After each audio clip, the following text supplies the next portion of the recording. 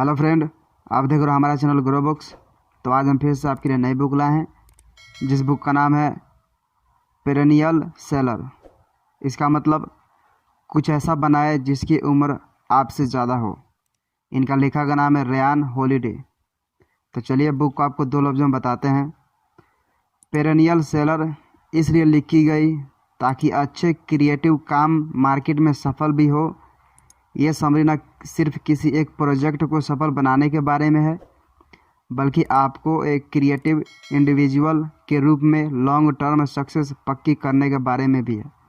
यह किताब किसके लिए है? एंटरप्रेन्योर के लिए, क्रिएटिव लोगों के लिए और उन ड्रीम्स के लिए जिनके सपने बड़े पर सक्सेस रेट छोटी है। तो चलिए अध्याय नंबर 1 को शुरू करते हैं।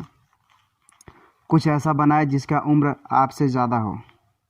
भले ही आप अगले स्टीव जॉब्स न हो, पर फिर भी आप किसी तरह की विरासत छोड़ना चाहते होंगे। हम सब इतिहास में अपनी एक जगह चाहते हैं और शायद ऐसा करने के लिए आप कुछ बनाना चाहेंगे। उस चीज़ का अस्तित्व एक छोटे समय के लिए नहीं होना चाहिए, वो अमर होना चाहिए। आपकी लिखी किताब, आपको बनाया ऐप, आपकी बनाई आर्ट, इन सब की एक छाप होनी चाहिए। पर इस हर वक्त नया चाहने वाली दुनिया में वो छाप छोड़ने वाला प्रोडक्ट कैसे बनाया जाए? दूसरे शब्दों में एक पेरेनियल सेलर यानी एक चिरस्थायी बिकने वाला उत्पाद कैसे बनाए? ये लेसन्स आपको यही सिखाएंगे कि यहाँ आप उन सारे स्टेप्स को सीखेंगे जो आपको आपके आइडियाज़ के जन्म लेने से लेकर उस आइडियाज़ के सर्वाइवल तक गाइड करने में मदद करेंगे। इसके अलावा आप सीखेंगे आपकी चिरस्थायी कामयाबी में यूट्यूब कैसे मदद कर सकता है। आयरन मेडियन और इंश्योरेंस मेकिंग लिस्ट के बीच क्या कनेक्शन है। अपने कार में तेज़ आवाज़ में म्यूजिक बजाने और अपने प्रोडक्ट को परफेक्ट बनाने में क्या रिलेशन है। अध्याय नंबर 2। एक पेरेनियल सेलर बनने के लिए सिर्फ आइडियाज़ ही नहीं बल्कि मेहनत चाहिए। क्या आपने वो पुरानी कहावत सुनी है कि कामयाबी 20%, क्रिएटिविटी 80%, मार्केटिंग होती है? उसे भूल जाए क्योंकि वो बिल्कुल गलत है। अगर आप एक पेरेनियल प्रोडक्ट, ऐसा प्रोडक्ट जो पूरे साल तक बिके चाहते हैं, तो आपको अपने क्रिएटिविटी वाले पार्ट पर काफ़ी काम करना पड़ेगा। मार्केटिंग कोई जादू की छड़ी नहीं है। सक्सेसफुल होने के लिए आपके प्रोडक्ट को शुरू से ही दुनिया से बेहतर होना होगा और ऐसा प्रोडक्ट बनाने के लिए बहुत सारी मेहनत चाहिए। इस बात को माइक्रोसॉफ्ट से बेहतर कोई नहीं समझता होगा।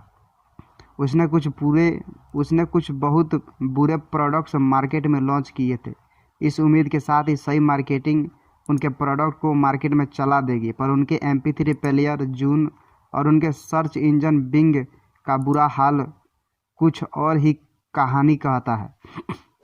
दूसरी तरफ माइक्रोसॉफ्ट ऑफिस 25 साल बाद भी एक बहुत अच्छा पेरेनियल सेलर है, सिर्फ इसलिए क्योंकि उसका डिज़ाइन कमाल की है। पर किसी प्रोडक्ट को मार्केट करने से पहले उसे बनाना होगा और सिर्फ आइडियाज़ आपको कहीं नहीं ले जा सकते हैं। अब आप उन लेखकों के बारे में सोचें जिन्होंने आज तक कुछ भी नहीं लिखा है। आपने भी ऐसे लोगों को देखा होगा कि वे अपने आइडियाज़ और अपनी सेखी से अपना सिर खाए जाएंगे, पर लिखेंगे कुछ भी नहीं।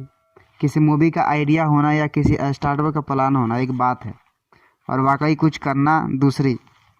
अकेले आइडियाज़ ही कोई कीमत नहीं है। सारा सिल्वरमैन, जो एक राइटर और कॉमेडियन है, उनकी सलाह पर अमल करें। लिखने के लिए आपको किसी की इजाज़त की ज़रूरत नहीं है, आप बस लिखें। तो क्या आप जानते हैं कि एक आइडियाज़ को असलियत में कैसे बदल सकते हैं और उसके लिए किस तरह की मेहनत की ज़रूरत है? आइए देखते हैं। अध्याय नंबर 3। प्रेरणा और त्याग क्रिएटिव सक्सेस के लिए ज़रूरी है। इस दुनिया में बहुत सारे लोग हैं जो प्रोफेशनल स्पोर्ट्स जैसे क्रिकेट खेलना चाहते हैं। वे ऐसा क्यों करना चाहते हैं? ज़्यादातर लोगों का जवाब मज़ा आएगा जैसा कुछ होगा, पर इस तरह की कमज़ोर वजह कामयाबी के लिए काफ़ी नहीं है। ऐसी वजह सीरियस और ठोस नहीं है और इनसे वो प्रेरणा नहीं निकलती जो कामयाबी के लिए ज़रूरी है।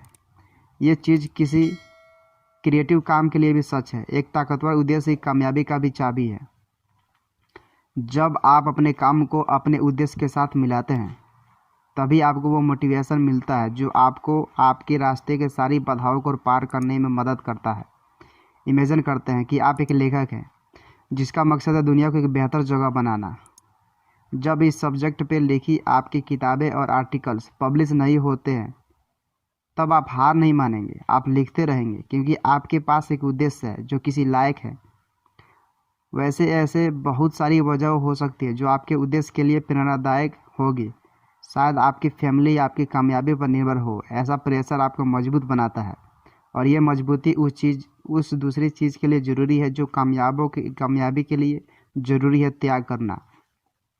एथलीट्स का उदाहरण लेते हैं। वो भी चाहते होंगे कि गर्मियों के दिन वे अपने दोस्तों के साथ चिल्लड बियर पीते हुए बिताए, लेकिन वो ये सब चीज़ें को त्याग करते हैं और उनका समय कहाँ बीतता है, जिम में वजन उठाते हुए या ट्रैक पर दौड़ते हुए। इसी तरह लेखक और कलाकार भी खुद को दूसरे से दूर कर लेते हैं ताकि वे अपने विचारों को कागज़ पर उतार सकें। और यही केस आपको भी होना है। अपने लक्ष्य को पाने के लिए आपको भी इस तरह के त्याग करने होंगे। अध्याय नंबर 4, एक कामयाब आर्टिस्ट बनने के लिए खुद के सीईओ बने और एक टॉप एडिटर हायर करें। ये एक विरोधाभास है, पर क्रिएटिव होने के लिए सिर्फ क्रिएटिव होना काफ़ी नहीं है। नॉवेलिस्ट सिर्फ एक मास्टरपीस लिखकर किसी प्रकाशक को भेज देने से भर से पब्लिश नहीं हो जाते। ये इतना आसान नहीं है। अगर आपको कामयाब होना है तो आपको आर्टिस्ट के साथ साथ एक सीईओ भी बनना होगा। ज़्यादातर क्रिएटिव लोग बस अपनी रचना पर ही काम करना चाहेंगे और एडिटिंग, प्रमोशन और मार्केटिंग का काम किसी और पर छोड़ देना चाहेंगे। पर जब तक आपके पास पहले से पैसे नहीं हैं तब तक आपके लिए ये काम कोई नहीं करने वाला। मार्केट के प्रतियोगी स्वरूप को कभी भी नज़रअंदाज नहीं किया जा सकता। अकेले अमेरिका में 3 लाख किताबें पब्लिश होती है। अपनी किताबों को भीड़ से अलग दिखाने के लिए एक परेशान जीनियस की इमेज काफ़ी नहीं है। आपको खुद का सीईओ बनना होगा और अपने प्रोडक्ट के लिए वाणिज्यिक रणनीति बनानी होगी। भले ही आपकी कामयाबी की जिम्मेदारी आपके कंधों पर है, पर एक आलोचक का होना हमेशा मदद करता है और ऐसा क्रिएटिव हमें से एडिटर में मिलता है। आप सड़क से किसी को भी उठाकर अपना एडिटर नहीं बना सकते। एक एडिटर को अपने फील्ड का प्रोफेशनल होना होगा जो आपके सामने हमेशा ऑनेस्ट रहे। ऐसे उम्मीदें आप अपने दोस्तों से नहीं कर सकते। लेखकों को एडिटर हायर करने के लिए म्यूजिशियन को साउंड इंजीनियर और कंपोजर की सलाह लेनी चाहिए। एथलीट्स को एक्सपर्ट कोच ढूंढने चाहिए। हम कई बार अपने आखिरी क्रिएटिव स्टेप, एडिटिंग के स्टेप को नज़रअंदाज कर देते हैं, पर यह स्टेप लेना बहुत ही ज़रूरी है। हार्पर ली की To Kill a Mockingbird एक क्लासिक के रूप में जानी जाती है, पर इस नोवेल की शुरुआत एक अदपकी हस्तलिपि के रूप में हुई थी जो एडिटर टे होहोप के पास सबमिट हुई थी। होहोप ने ली को उस हस्तलिपि को फिर से लिखने को कहा ताकि उसका नैरेटिव ज़्यादातर संरचित और सुसंगत हो। इस एडिटिंग के कारण आज हम सब हार्पर ली को जानते हैं। अध्याय नंबर 5, अपने प्रोडक्ट को पूर्णता पाने करने तक टेस्ट करें। जब आपका प्रोडक्ट बनकर तैयार होने के करीब होता है तो ऐसा लगता है कि आप अब थोड़ा सा रिलैक्स कर सकते हैं। इस ख्याल को आपके मन से निकाल दीजिए। जैसे जैसे आपका प्रोडक्ट कंप्लीट होने के करीब पहुंचता है वैसे वैसे आपको उससे और भी ज़्यादा जुड़ा हुआ होना होगा। बल्कि आपने काम को कामयाब करने के लिए आपको उस पर लगातार काम करते रहना होगा। विशेषज्ञ क्वालिटी कंट्रोल के लिए कई नायाब तरीके निकलते रहते हैं। मैक्स मार्टिन एक कंपोजर है जिन्होंने एडले और सेलेनी डिवाइन के लिए गाने लिखे। उन्होंने अपनी रचनाओं को टेस्ट करने के लिए एक ट्रिक बनाई है जिसका नाम है LA कार टेस्ट रखा है। मार्टिन अपने नए गाने जिसे वो टेस्ट करना चाहते हैं पैसिफिक कोस्ट हाईवे पर तेज वॉल्यूम में ड्राइव करते हुए सुनते हैं। इस तरह वे उस गाने को उसी तरह एक्सपीरियंस करते हैं जिस तरह एक आम आदमी उसे रेडियो पर सुनते हुए एक्सपीरियंस करेगा। अगर उस वक्त उन्हें वो गाना अच्छा लगा तब वो गाना बाकियों को भी अच्छा लगेगा। अपने क्रिएशन को पब्लिक में रिलीज करने से पहले उसे टेस्ट करने की एक और तकनीक है बस खुद से ये सवाल करें कि आपने जो बनाया है वो आप क्यों बनाना चाहते थे, और क्या आपका फाइनल प्रोडक्ट वही करता है। इस तकनीक को कहते हैं, जब आपका दिमाग एकदम साफ हो तब एक पेपर ले, उस पे एक सेंटेंस में ये लिखे कि आपका प्रोजेक्ट किस बारे में है। अब इसे फिर से करें, इस बार एक पैराग्राफ लिखे, फिर एक पूरा पेज। इससे आपके प्रोजेक्ट को एक सही और स्थिर शेप मिलेगा। मान लो कि आपने एक ऑटोबायोग्राफी लिखी है, पर उसमें कुछ काल्पनिक हिस्से भी हैं। अब जब आप अपने प्रोजेक्ट को one sentence, one paragraph, one page तकनीक से वर्णन करेंगे तो आपको यह तय करने में परेशानी होगी कि आपकी बुक फिक्शन है या नॉन फिक्शन। इस तरह के काम को निखारने और उसे कंसिस्टेंट बनाने में मदद करेंगे। जब तक आप अपने काम को सही से वर्णित नहीं कर सकते तब तक आप ये प्रक्रिया करते रहें। अध्याय नंबर 6, अपने प्रोडक्ट को मार्केट करना सिर्फ आपकी जिम्मेदारी है और इसका सिर्फ एक ही रूल है। आज के समय में उपलब्ध कल्चर और कला किसी को भी अभिभूत कर सकता है। शायद आप इसे देखकर थोड़ा डर भी जाए और शायद आपके दिमाग में ये ख्याल भी आए कि मैं इस भीड़ में खुद को डिफरेंट कैसे दिखा सकता हूँ। इसका जवाब है मार्केटिंग। पर यह याद रखिए कि एक मुश्किल काम है और आप इसके लिए दूसरों पर निर्भर नहीं रह सकते। ऐसा करने की वजह बड़ी सिंपल है। आखिर एक आप ही तो हैं जो अपने प्रोजेक्ट में पूरी तरह लिप्त हैं। किसी और को पैसे देकर अपने प्रोडक्ट को मार्केट करवाना कभी पूरा तरह काम नहीं कर सकता, क्योंकि आपका प्रोजेक्ट दूसरों के लिए इतने मायने नहीं रखता जितना आपके लिए। कई कलाकार इस नतीजे पर पहुंचे। यान मेकवान ने तो मजाक में कहा भी था कि वो आधे समय अपने ही कर्मचारी के रूप में काम करते हैं। और बदकिस्मती से आज के समय में अपना प्रोडक्ट मार्केट करना एक मुश्किल काम है। आज के ग्राहक के पास प्रोडक्ट्स को कंपेयर करने के लगभग असीमित उपाय है।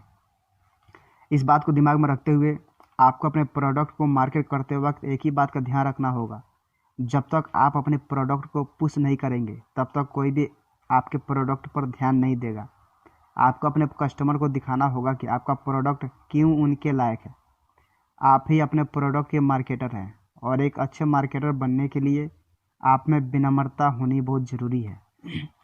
जैसा लेखक के क्लाइंट को एक बार अपने एक प्रोडक्ट को कई लोकप्रिय पॉडकास्ट पर पेश करने का मौका मिला था।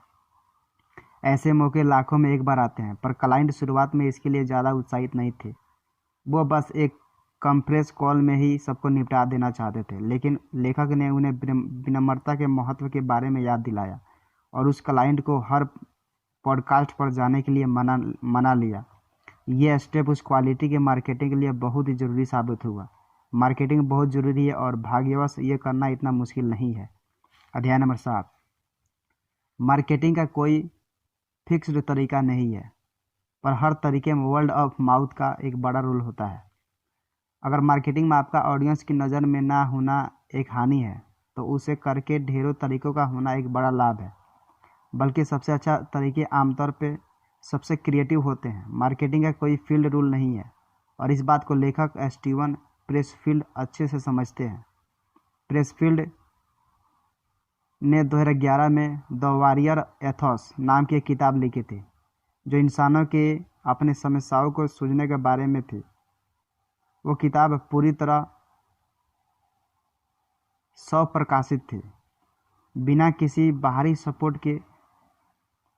उसे प्रमोट करने के लिए प्रेसफील्ड ने 18,000 स्पेशल मिलिट्री एडिशन पब्लिश की है और अपने दोस्तों और आर्मी के जान पहचान वालों में उसे बांट दिया। उन बुक्स को पब्लिश और डिलीवरी करने में काफ़ी समय और मेहनत लगी, पर उसके फायदे चौंकाने वाले थे। अगले महीने तो उस किताब की सेल छप्पर फाड़ के हुई। आज भी हर साल उस किताब की 13,000 प्रतियां बिकती है। ये कोई तुक्का नहीं था, इसके पीछे एक बहुत ही अच्छी मार्केटिंग रणनीति थी और वो थी वर्ड ऑफ माउथ। कंसल्टेंसी और एमसी काइनेसी के अनुसार वर्ड ऑफ माउथ मार्केटिंग का करीब 20 से 50% हिस्सा लेता है। आज के ग्राहकों वाले वातावरण में दोस्तों की सलाह किसी मार्केटिंग जादू से कम नहीं है। अगर आपका कोई दोस्त आपको पूरे उत्साह के साथ कोई चीज़ बताए तो आपके उसे खरीदने की संभावना 50% गुना तक बढ़ जाता है। वर्ड ऑफ माउथ ये भी पक्का करता है कि आपका प्रोडक्ट लंबे समय तक हिट रहे। आपकी marketing strategy word of mouth के पर केंद्रित होनी चाहिए। सोशल मीडिया इस काम के लिए एक वरदान है। अध्याय नंबर 8, यूट्यूब भी आपकी बहुत मदद कर सकता है। विंस्टन चर्चिल पॉलिटिकल करियर की शुरुआत से ही एक कामयाब पॉलिटिशियन थे, पर उनकी भारत विरोधी आइडियोलॉजी के कारण वो भी कभी सेंटर में नहीं आ सके। पर उन्होंने भी हार नहीं मानी। उन्होंने अपने लिए पहले से ही एक दूसरा प्लेटफॉर्म तैयार रखा था, और वो था किताबों और आर्टिकल्स लिखना और रेडियो पर आना। इसके लिए पॉलिटिकल निर्वास के बावजूद भी लोग उन्हें जानते थे। ऐसे प्लेटफॉर्म का एक और फ़ायदा भी है कि आपकी कामयाबी सिर्फ आपकी ही होगी। केसी नेस्टी को ही देख ले, जिन्होंने एक होनहार फिल्म निर्माता के रूप में काफ़ी नाम कमाया, यहाँ तक कि उनके 2 फिल्मों का प्रीमियर कैनन में हुआ था। नेस्टी ने अपने एक इंडिपेंडेंट फॉलोइंग बनाने का फैसला किया और उन्होंने अपना एक यूट्यूब चैनल बना लिया। आज उनसे पास लाखों सब्सक्राइबर है और करोड़ों व्यूज़ है। उनकी ऑडियंस उनकी अपनी है और इसके लिए बीच में कोई बिचौलिया नहीं है। वो खुद निर्णय ले सकते हैं और उन्हें क्या ब्रॉडकास्ट करना है और कब। अध्याय नंबर 9, आपके प्रोडक्ट के जीवंत रहने के लिए एक मेलिंग लिस्ट बहुत ज़रूरी है, और इसे आप अपने प्रोडक्ट के लॉन्च होने से पहले भी बना सकते हैं। इमेजिन कि एक दिन इंडस्ट्री और मीडिया ने आपके प्रोडक्ट में इंटरेस्ट लेना बंद कर दिया और आपका सपोर्ट बंद कर दिया। कुछ समय पहले तक आप इस तरह की सिचुएशन के बारे में कुछ भी नहीं कर सकते थे, पर अब आपके पास ऐसी भी सिचुएशन के लिए विकल्प है।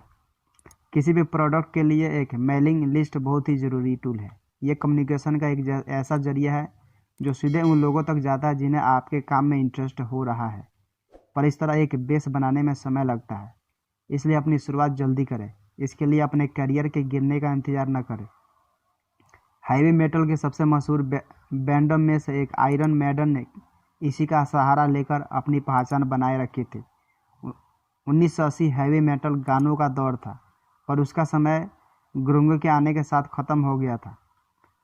पर इससे आयरन मैडन को कोई फ़र्क नहीं पड़ा, क्योंकि उन्होंने बहुत पहले से ही एक मेलिंग लिस्ट बना रखी थी। इस वजह से उनका अपने फैंस से कभी संबंध नहीं टूटा और वे एक लंबे समय तक बेहतरीन प्रस्तुतियां देते रहे। बल्कि आपको एक मेलिंग लिस्ट बनाने के लिए किसी प्रोडक्ट की ज़रूरत नहीं है। आपकी मेलिंग लिस्ट आपके प्रोडक्ट से पहले तैयार होनी चाहिए। ये उल्टा लग सकता है, पर यह काम करता है।